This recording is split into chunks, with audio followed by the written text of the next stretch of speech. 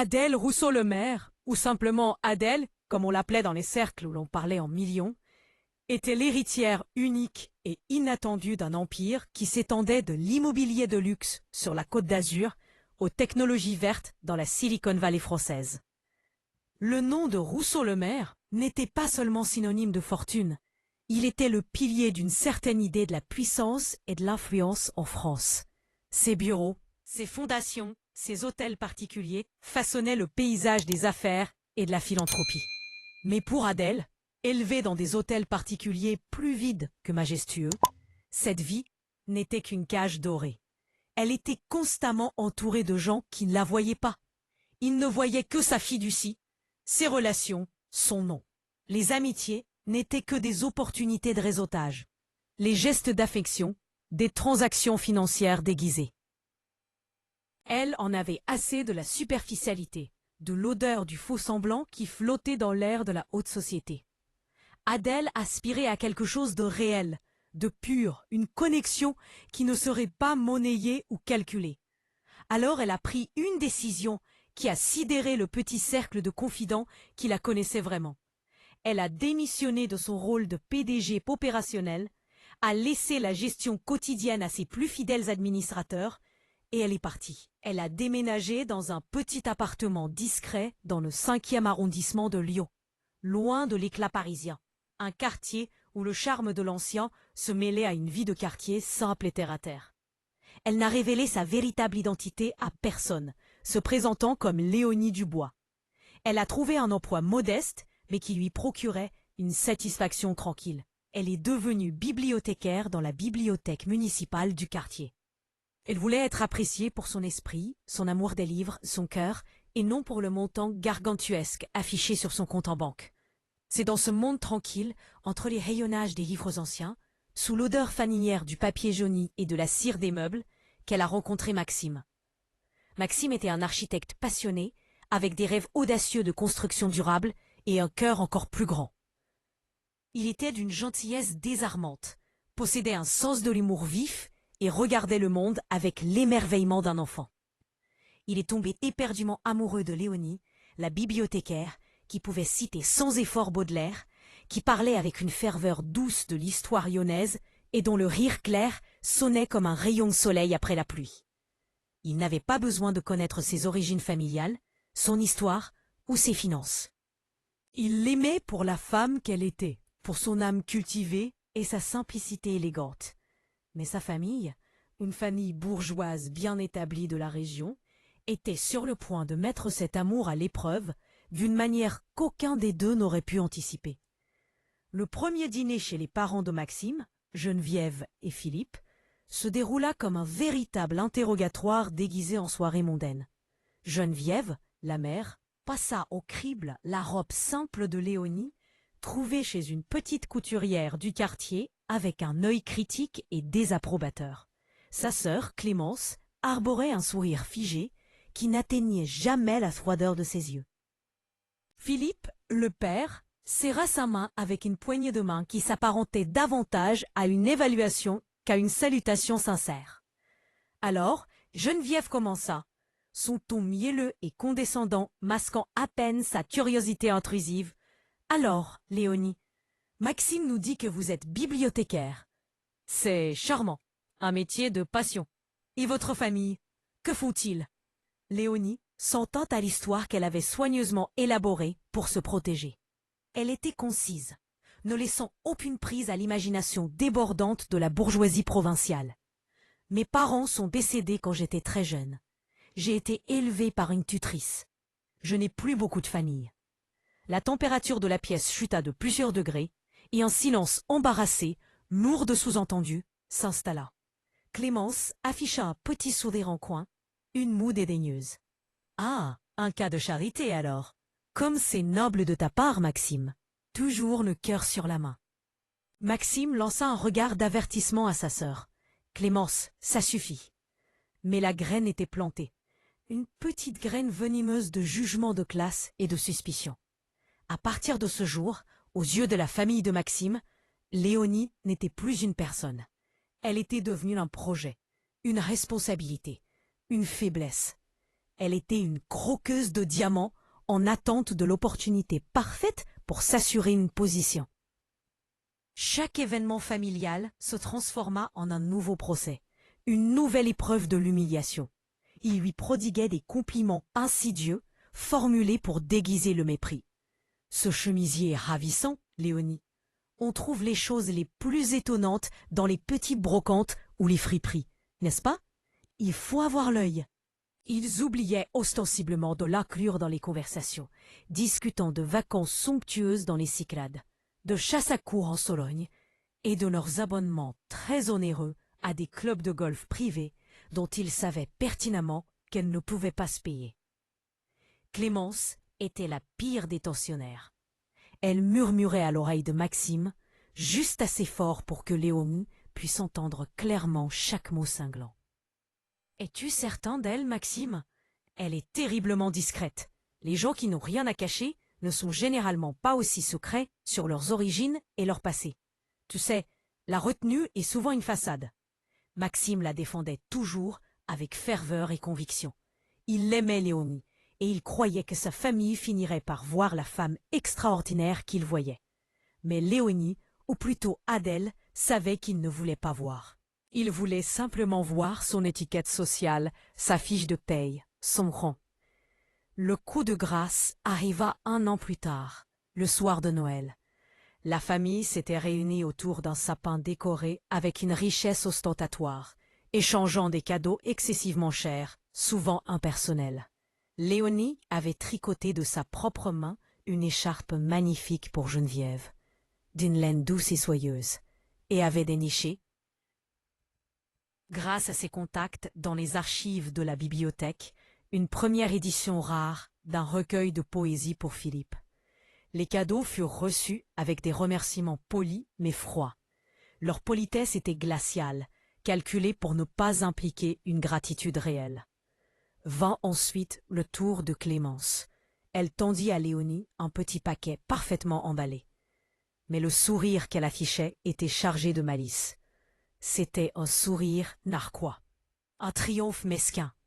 Ça, c'est pour toi, Léonie. J'ai pensé que cela pourrait être utile pour t'orienter dans la vie. C'est un petit guide de survie, si tu veux. Léonie ouvrit le cadeau, ses mains tremblant légèrement. À l'intérieur se trouvait un livre. Le titre, en lettres d'or clinquantes, était explicite et cruel. L'art de réussir son mariage de raison. Guide pratique pour la femme ambitieuse. Quelques cousins se mirent à ricaner bruyamment. Geneviève laissa échapper un petit « tss » de désapprobation silencieuse, une manière passive d'accepter l'insulte sans l'endosser. Philippe, lui, détourna simplement le regard, refusant de s'impliquer, se rangeant tacitement du côté de la cruauté. L'air était soudain devenu incroyablement lourd, saturé d'humiliation et de non-dits blessants. Les joues d'Adèle brûlaient sous l'affront public, mais ses yeux restaient fixes, son regard incroyablement digne, presque royal dans sa retenue. Maxime se leva d'un bond, sa voix tremblante de rage contenue, le souffle court. Il était au bord de la rupture. Qu'est-ce qui ne va pas chez vous? Quelle est votre maladie? Nous partons, Léonie. Il lui prit la main et ils sortirent précipitamment, laissant derrière eux les rires étouffés, le froid de l'impolitesse et l'odeur amère du champagne. Cette nuit-là, Léonie pleura. Pas à cause de l'insulte en elle-même, qu'elle avait appris à supporter avec une distance professionnelle, mais parce que l'homme qu'elle aimait était blessé si profondément par les personnes qui étaient censées l'aimer le plus au monde. La douleur de Maxime était la sienne. 2 ans après le début de leur relation, Maxime fit sa demande. Il l'emmena sur l'esplanade de Fourvière, à Lyon, un soir d'été, sous un ciel parsemé d'étoiles, et lui offrit une bague simple, mais élégante, pour laquelle il avait économisé pendant de longs mois. Elle dit oui, son cœur débordant d'un amour sincère et profond pour cet homme bon et juste. Mais lorsqu'ils partagèrent la nouvelle de leur fiançailles avec sa famille, la réaction fut glaciale, coupante comme la bise hivernale.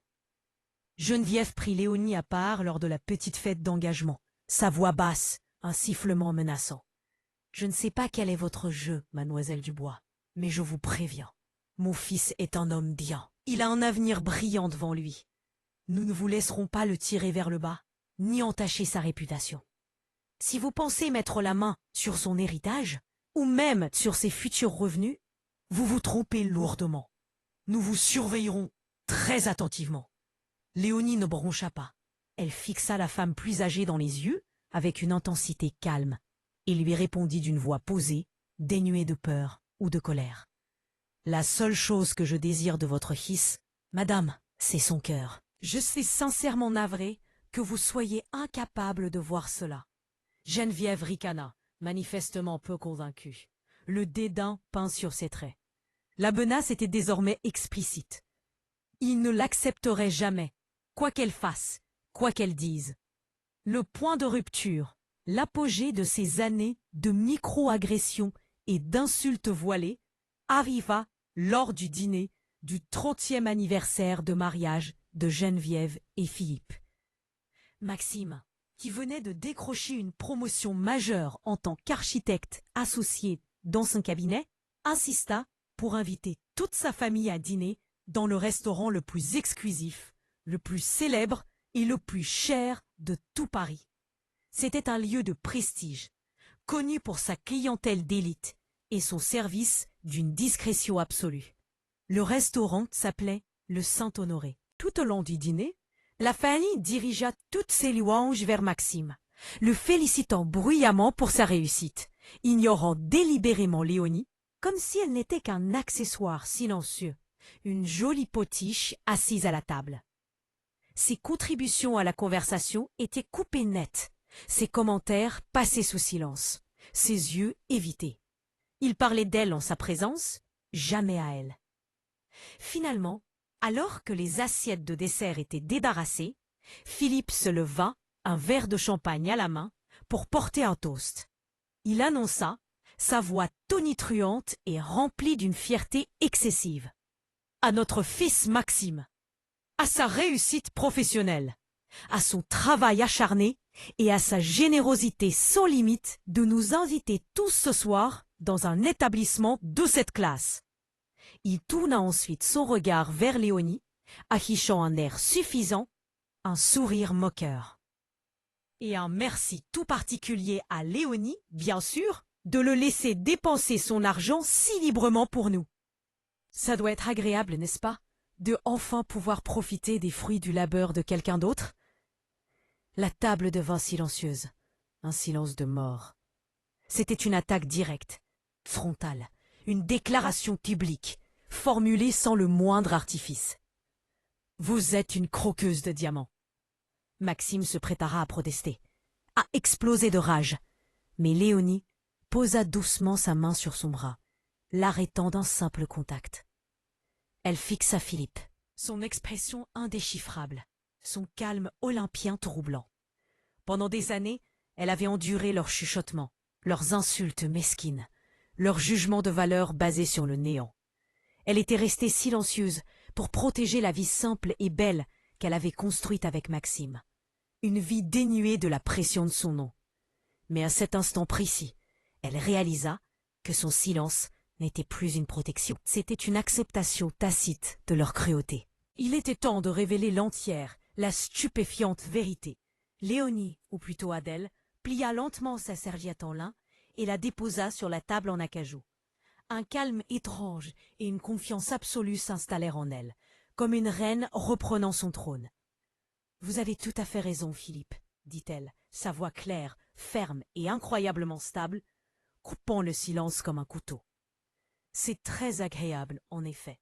C'est pourquoi ce soir, les fruits de mon labeur personnel vont s'occuper de cela. » Elle fit un léger signe de tête au maître d'hôtel, qui se précipita immédiatement, formé à anticiper les désirs des clients les plus exigeants. L'addition, s'il vous plaît, pour toute la table. Avant que quiconque n'ait le temps de protester, elle plongea la main dans son sac à main, d'une simplicité trompeuse, et en sortit une carte. Ce n'était pas une carte de crédit ordinaire. Elle était d'un noir mat et élégant, d'une épaisseur métallique, ne portant aucun logo de banque commerciale classique. C'était une carte d'une exclusivité si rare qu'elle ressemblait à une œuvre d'art minimaliste. Elle la tendit au maître d'hôtel. Les yeux de l'homme s'écarquillèrent légèrement, un éclair de reconnaissance professionnelle traversant son regard expérimenté. Il avait été formé pour identifier ce genre de client. cette catégorie de cartes. C'était la carte privée Rousseau-Le-Maire, une carte sur invitation uniquement, réservée aux administrateurs les plus haut placés de l'Empire et à l'héritière unique de la fortune. Elle était plus rare qu'une centurion. L'attitude du serveur passa instantanément de professionnelle à profondément respectueuse, presque déférente. « Tout de suite, mademoiselle !»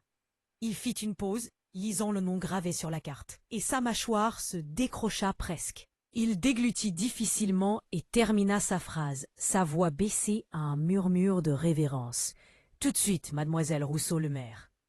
Le nom résonna à travers la table. Rousseau-Le-Maire. Clémence fronça les sourcils, d'abord dans l'incompréhension totale. « Rousseau-Le-Maire ? Mais pourquoi vous appelle-t-il Rousseau-Le-Maire » Léonie l'ignora superbement. Elle sortit son téléphone portable, le posa sur la nappe immaculée et composa un numéro, mettant l'appel sur haut-parleur. Une voix nette, professionnelle, répondit immédiatement, sans aucune attente, comme si l'appel était attendu d'une seconde à l'autre. « Rousseau-Le-Maire Global. David à votre écoute. Comment puis-je vous aider, mademoiselle Rousseau-Le-Maire » La voix d'Adèle était calme, mais l'autorité qui s'en dégageait était incontestable, celle d'une dirigeante habituée à gérer des sommes colossales. « David, c'est moi. J'ai besoin d'une mise à jour sur l'acquisition de la Tour Montaigne, à la Défense. Notre offre finale de 900 millions d'euros est-elle passée ?» La Fanny se figea. Les fourchettes restèrent en suspension à mi-chemin de la bouche. Geneviève, Philippe, Clémence, les cousins, tous étaient immobilisés, frappés par une onde de choc qui décassait l'entendement. « Oui, mademoiselle, » répondit la voix au téléphone. « Le conseil a accepté cet après-midi, il y a quelques heures à peine. La Tour Montaigne est officiellement une propriété Rousseau-Le-Maire. Félicitations pour cette acquisition stratégique. »« Excellent, David, » dit Adèle. « De plus, veuillez faire amener ma voiture devant le restaurant Le Saint-Honoré, dans 10 minutes. La Rolls-Royce Phantom, blanche s'il vous plaît. » Elle raccrocha, sans attendre de réponse, le clic du téléphone résonnant dans le silence assourdissant qui suivit. Le silence qui suivit était plus lourd que n'importe quelle insulte. Il était plus bruyant que n'importe quelle dispute. Le visage de Geneviève était devenu blême, livide. La bouche de Philippe était grande ouverte, son toast orgueilleux oublié dans le néant de la honte. Clémence fixait Adèle, ses yeux élargis par un mélange d'incrédulité et d'une horreur abyssale, rejouant mentalement chaque sarcasme, chaque remarque condescendante qu'elle avait pu faire. Le livre, les commentaires sur les friperies, les chuchotements malveillants, tout lui revenait comme un boomerang empoisonné. Maxime, lui, regardait sa famille, puis Adèle. Une tempête de choc, de confusion, puis d'une compréhension éblouissante, balayait son visage. Rousseau-Le-Maire, l'héritière de la fortune Rousseau-Le-Maire. Une femme dont la fortune personnelle pourrait acheter et revendre toute leur lignée, leurs biens et leur statut social 1000 fois. La femme qu'ils avaient traitée de croqueuse de diamants était le diamant lui-même. Elle était l'or. Elle était l'Empire. Adèle tourna finalement son regard vers la famille de Maxime. Il n'y avait aucune once de triomphe dans ses yeux, seulement une tristesse profonde, presque infinie. « Pendant 3 ans, dit-elle d'une voix douce, sa voix ne faiblissant pas, j'ai écouté. Je vous ai écouté me traiter d'indigne, me juger sur mon apparence et sur ce que vous supposiez être ma situation. J'ai regardé avec peine le manque de respect que vous avez montré à la femme que votre fils aime. Je n'ai jamais rien dit, car je voulais une vie où mon nom, mon empire, mes milliards ne comptaient pour rien. Je voulais un amour qui soit vrai, sans condition, sans calcul. » J'ai posé son regard sur Maxime, son expression s'adoucissant d'un amour inconditionnel. Et je l'ai trouvé avec lui. Puis, de nouveau face à sa famille, elle conclut. « Le cœur de votre fils était la seule fortune que je recherchais. Je suis sincèrement désolée que vous ayez tous été trop aveuglés par vos propres petites, mesquines et terribles suppositions de classe pour le voir. » Elle se leva, sa posture droite, sin allure désormais incroyablement royale. Elle n'était que Léonie. la bibliothécaire effacée. Elle était Adèle, l'héritière, la PDG, la puissance. L'addition est réglée comme je l'ai promis. Veuillez profiter du reste de votre soirée.